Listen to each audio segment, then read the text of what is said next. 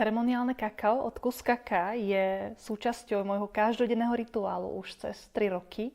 Podržalo ma v momentoch, keď som odchádzala z manažerskej pozície na voľnú nohu plniť si svoje sny.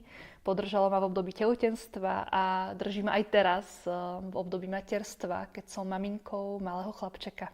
Uzemňujúce a srdce otvárajúce kvality kaká ma každý deň ukotvujú v tom, čo je pre mňa tu a teraz pravdivé.